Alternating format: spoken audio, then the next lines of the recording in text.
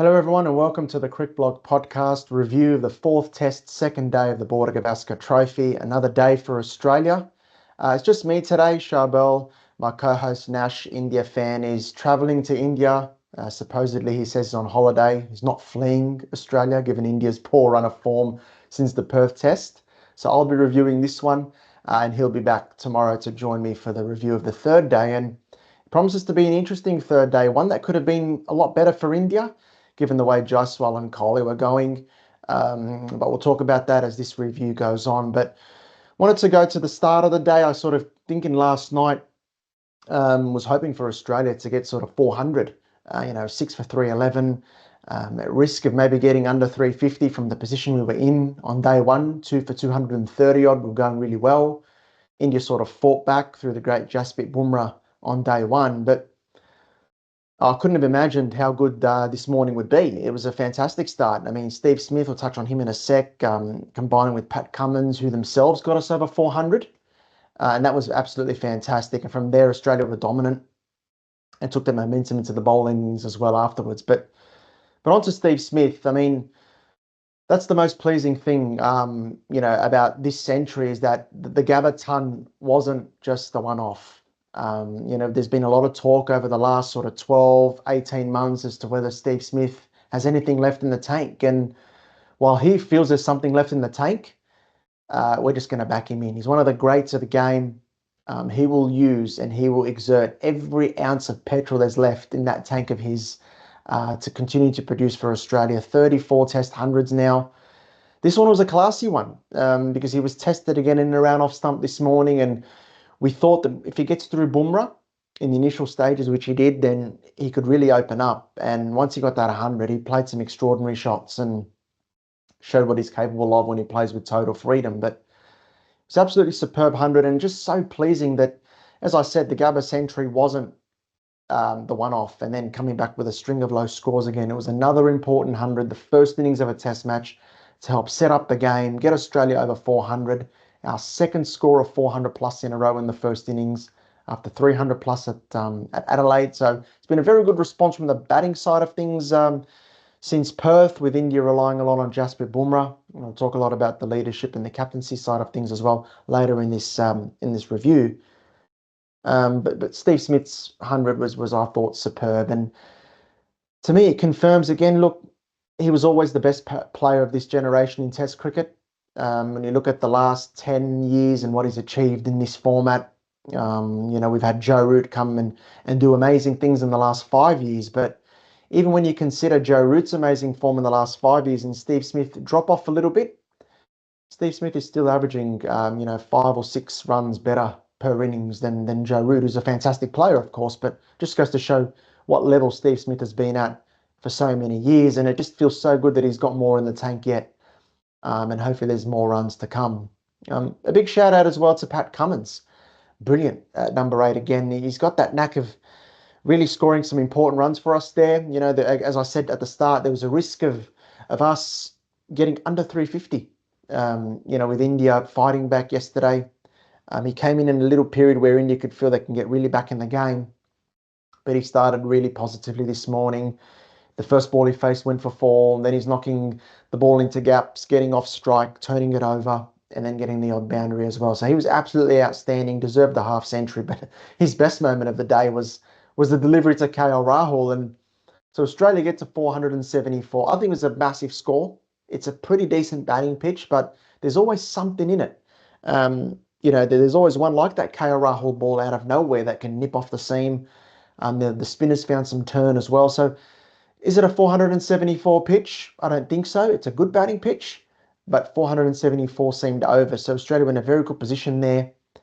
India, well, Rohit, I mean, if there was ever a shot that exemplifies or emphasises or showcases and highlights what sort of series Rohit Sharma has had, both as a batter and as a captain, that shot was it.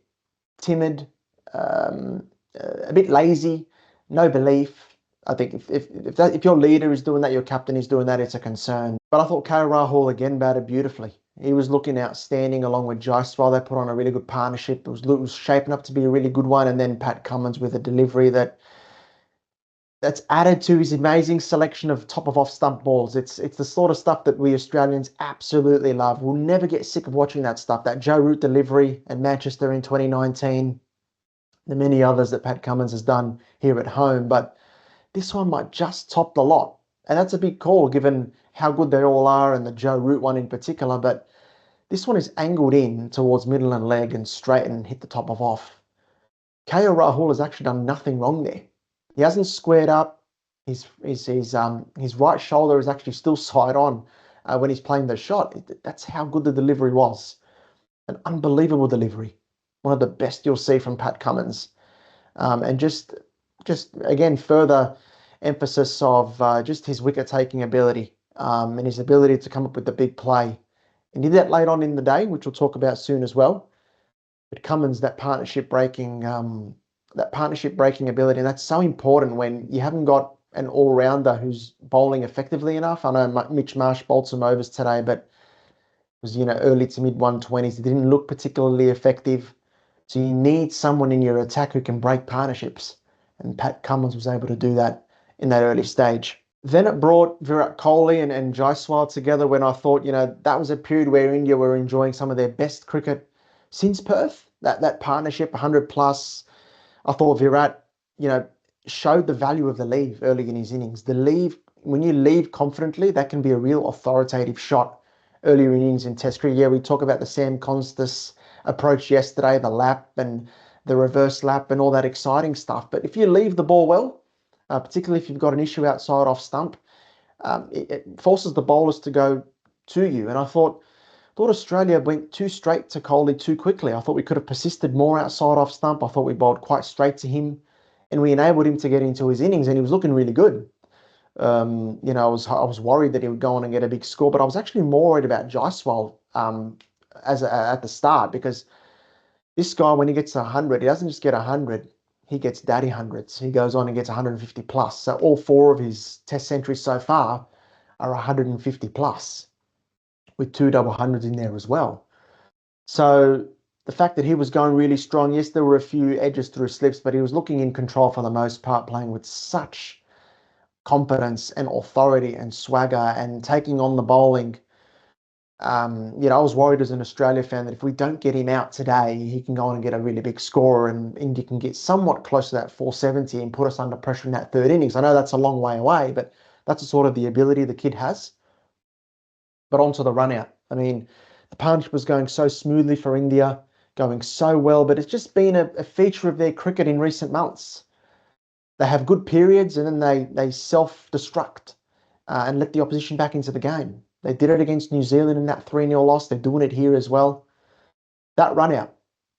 Now, there's big debates going on social media. Now, when I was watching it, so I was watching the game and I was watching it on mute.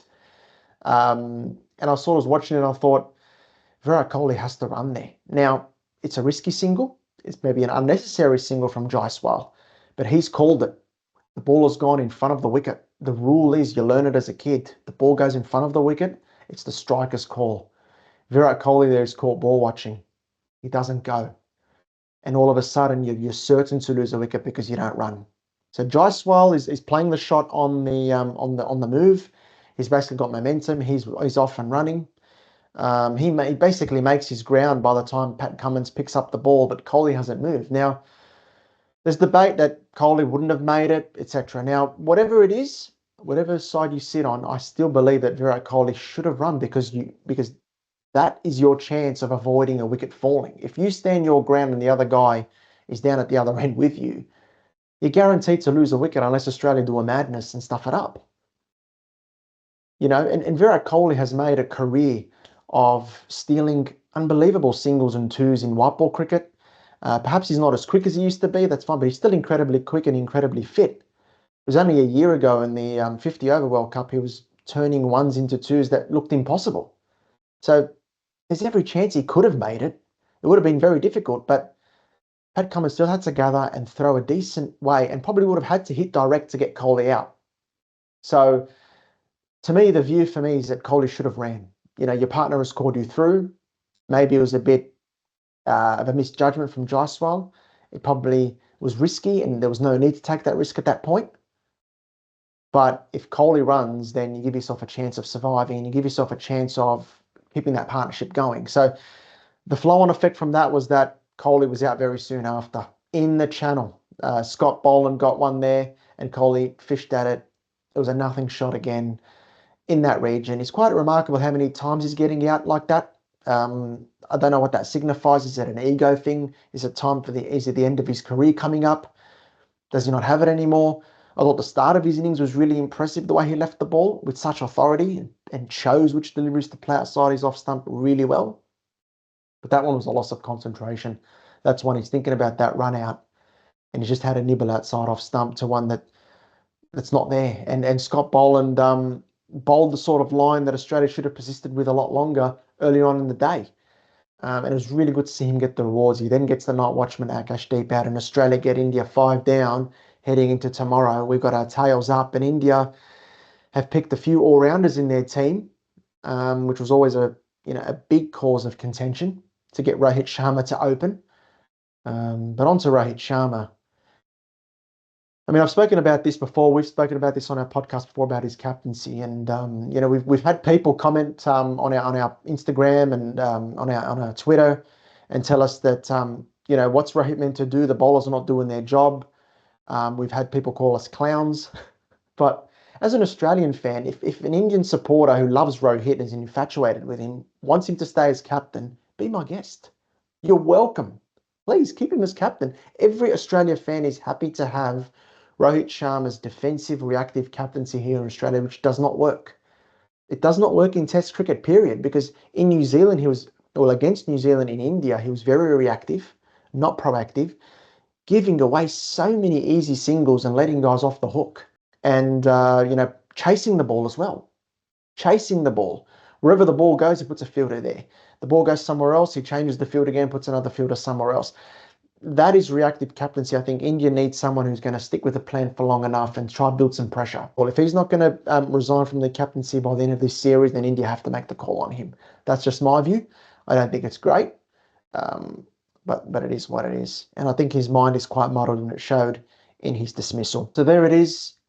Day 2 comes to an end. Australia lead by 310 runs. Currently, India have got just the 5 wickets in the bank now. It was looking a lot more brighter for them in the afternoon in it seemed a fantastic atmosphere at the MCG. I think it was a record crowd for a day 2 of the Boxing Day Test at the MCG. It was fantastic.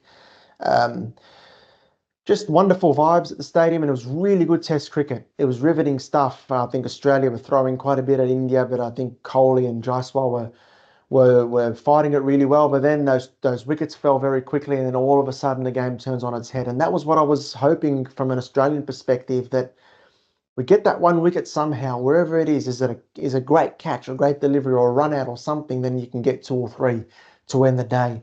And we go into day 3 with a lot of momentum. We need to win this game. We've been fantastic. I think every day since Perth, it's been Australia's. We could say bar Gabba day 5, but everyone knew that game was going to be washed out and was going to be a draw. Except for that, Australia have dominated every day of cricket pretty much since that Perth Test. And it's been a great response from the team. And we hope they can really see it through now. Get these 5 wickets relatively quickly and build a really imposing lead for that 4th innings on a pitch that I think will break up more as you get more good weather at the next day or 2. Take more spin, a bit more up and down bounce and that sort of stuff. And we can hopefully take a 2-1 series lead into Sydney. So thanks, guys, for tuning in. Follow us on @CrickBlogPod on X and Instagram. We post a lot of reels on there. You can catch us there. Engage with us. We're CrickBlog TV on YouTube, and you can catch us on Spotify, Apple, wherever you get your podcasts. We'll have Nash back tomorrow from India to talk about day 3. But for now, Australia on top. We really hope we can drive home the advantage, because we need this Border-Gavaskar Trophy back.